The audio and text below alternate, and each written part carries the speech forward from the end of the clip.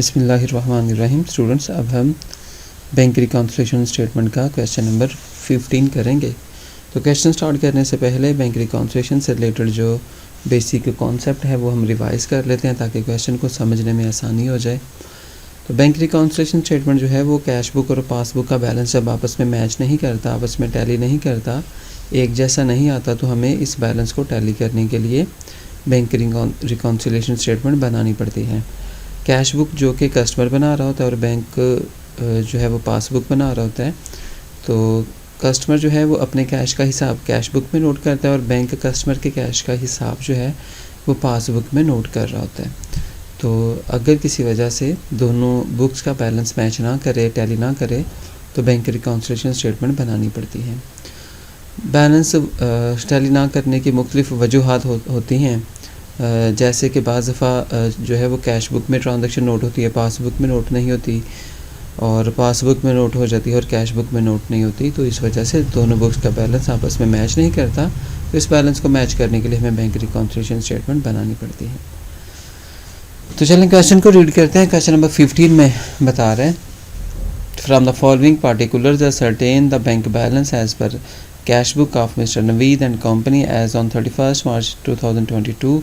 तो हम जो नाम बताया होगा जिसकी हमने बैंक रिकॉन्सिलिएशन स्टेटमेंट बनानी है उसका नाम लिख लेंगे। ये नवीद एंड कंपनी की बैंक रिकॉन्सिलिएशन स्टेटमेंट है, स्टेटमेंट का नाम लिख लेंगे और डेट ईयर जो भी बताया होगा वो मेंशन कर लेंगे।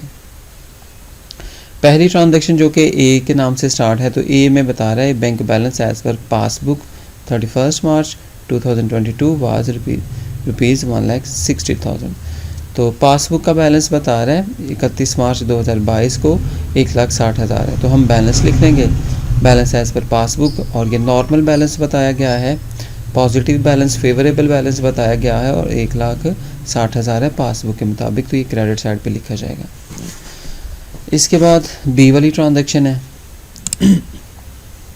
तो बी वाली ट्रांजैक्शन में बता रहा है cheque paid into the bank on 26 March 2022 but not collected. Cheque जो है वो बैंक में पे किया गया है कलेक्शन के लिए, लेकिन वो कलेक्ट नहीं हुआ, 31 मार्च तक कलेक्ट नहीं हुआ, और उसकी अमाउंट है 40,000। देखिए, एक चेक जो है हमने डेटर से रिसीव किया और उसे कैश बुक में नोट करने के बाद हमने बैंक को सेंड कर दिया कलेक्शन के लिए। तो ये चेक जब बैंक कलेक्ट नहीं करता, किसी वजह से कलेक्शन उसकी नहीं होगी, कलेक्शन की मुख्तलिफ वजूहात हो सकती हैं, तो इसमें ये होगा कि चेक जो है वो बैंक को कलेक्शन के लिए सेंड किया गया। कलेक्शन में सेंड करने के लिए सबसे पहले हम ऐसे चेक जो है वो कैश बुक में नोट कर लेते हैं, कैश बुक की डेबिट साइड पे नोट करते हैं।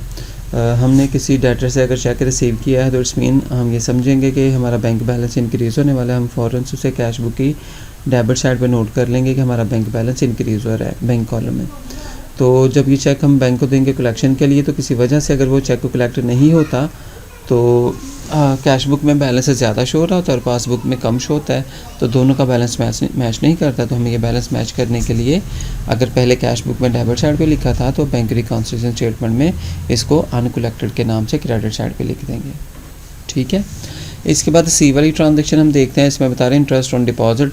हमने जो बैंक में कैश डिपॉजिट करवाया हुआ था उस पर हमें इंटरेस्ट रिसीव्ड हुआ है, तो ये हमारा जो बैंक बैलेंस है इंक्रीज़ हुआ है। Was credit in the passbook, passbook में बैंक ने क्रेडिट कर दिया। बैंक जब पासबुक में क्रेडिट करता है तो इट्स मीन कि वो कस्टमर के जो बैलेंस है उसको इंक्रीज़ कर रहा होता है। अगर पासबुक में कोई चीज़ डेबिट करता है वो, तो इट्स मीन के कस्टमर के बैलेंस को डिक्रीज़ कर रहा होता है। और आगे बता रहे but not recorded in the cash book.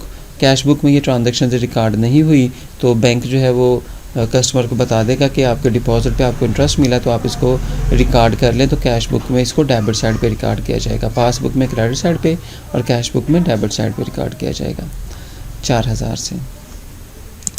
इसके बाद ट्रांजैक्शन डी, इसमें बता रहा है customer paid into the bank ₹30,000 directly as appear in the passbook but not in the cash book. एक कस्टमर से कैश रिसीव करना था, डेटर से कैश रिसीव करना था, तो वो बैंक में जाकर उसने direct he Naveed and company के अकाउंट में कैश डिपॉजिट करवा दिया है। तो बैंक में जो बैलेंस है नवीद का वो इंक्रीज़ हो जाएगा, पासबुक में बैंक रिकॉर्ड कर लेगा क्रेडिट साइड पे, और बैंक फिर जो है वो नवीद एंड कंपनी को बताएगा कि एक कस्टमर ने आपके अकाउंट में डायरेक्टली डिपॉजिट करवाया तो उसको भी नोट कर ले। तो हम कैश बुक में से डेबिट साइड पे नोट कर लेंगे। ये कैश बुक में डेबिट साइड पे नोट होना था लेकिन नहीं किया गया क्योंकि इंटीमेशन नहीं थी, इतला नहीं थी कि कस्टमर ने डायरेक्टली डिपॉजिट करवाया। तो जब हम बैंक रिकॉन्सिलिएशन स्टेटमेंट बनाएंगे तो हम इसको डेबिट साइड पे लिख लेंगे। और ये वैसे कैश बुक की भी डेबिट साइड पे आना था लेकिन इंटीमेशन नहीं थी, इतला नहीं थी, जिसकी वजह से ये नोट नहीं हुआ। इसकी वजह से भी फ़र्क आ रहा था। लास्ट ट्रांजैक्शन है ई वाली, इसमें कह रहा है dividend money of ₹16,000 on shares held by Nivedan company was received directly by the bank. तो यहाँ पे भी जो है ना डिविडेंड मनी मुनाफा हमें रिसीव हुआ है और ये शेयर्स के ऊपर है और निवेदन कंपनी ने ये डायरेक्ट निवेदन कंपनी को ये रिसीव हुआ है, बैंक ने डायरेक्टली रिसीव करके निवेदन कंपनी के अकाउंट में लिख दिया है, नोट कर दिया है। ठीक है, तो हम जब बैंक रिकॉन्सिलिएशन स्टेटमेंट बनाएंगे तो उसको भी हम डेबिट साइड पे लिखेंगे। डिविडेंड ऑन शेयर्स ये इनकम है, ये इसकी वजह से हमारा जो बैंक बैलेंस है वो इंक्रीज़ होता है। अब हम क्या करेंगे, हम दोनों साइड्स का टोटल करेंगे, डेबिट साइड का भी टोटल करेंगे और क्रेडिट साइड का भी टोटल करेंगे। डेबिट साइड का टोटल हमारे पास जो है वो 50,000 आ रहा है और क्रेडिट साइड का टोटल जो है वो 2 लाख आ रहा है, 2 लाख आ रहा है। तो हम दोनों का फ़र्क निकालेंगे तो वो 1.5 लाख आ रहा है, 1,50,000। अब हम ये बैलेंस उस साइड पे लिखेंगे जो साइड पहले से ही शॉर्ट है, तो वो डेबिट साइड है। डेबिट साइड पे हम 1,50,000 लिख देंगे। ठीक है, यहाँ पे ये शो हो रहा है कि जब हमने बैलेंस स्टार्ट किया था ना, पासबुक के क्रेडिट बैलेंस से स्टार्ट किया था, लेकिन वो शो हो रहा था 1,60,000, लेकिन ये एक्चुअल बैलेंस नहीं है क्योंकि इसमें कुछ ट्रांजैक्शन जो है वो क्रेडिट साइड पे नोट होनी थी, कुछ डेबिट साइड पे नोट होनी थी। अब एक्चुअल जो बैलेंस है ना वो 1,50,000 है। इस तरह दोनों साइड्स इक्वल हो जाएंगी और ये बैलेंस जो है वो कैश बुक का डेबिट बैलेंस कहलाएगा।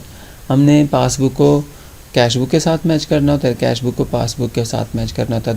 दूसरी चीज़ ये कि बैलेंस भी हमने देखना होता है कि पासबुक का अगर क्रेडिट बैलेंस है ना तो इसको कैश बुक के डेबिट बैलेंस के साथ मैच करते हैं। ये दोनों बैलेंस फेवरेबल बैलेंस कहलाते हैं, पॉजिटिव बैलेंस होते हैं, प्लस के बैलेंस होते हैं। उम्मीद है आपको इसकी समझ आई होगी। मेरा क्वेश्चन है कि डायरेक्टली डिपॉजिट से क्या मुराद है, डायरेक्टली डिपॉजिट। ठीक है, तो आपने कमेंट बॉक्स में लाजमी बताइएगा और कोई क्वेश्चन के हवाले से इशू हो तो आप लाजमी कमेंट बॉक्स में पूछ सकते हैं। बहुत शुक्रिया, अल्लाह हाफिज़।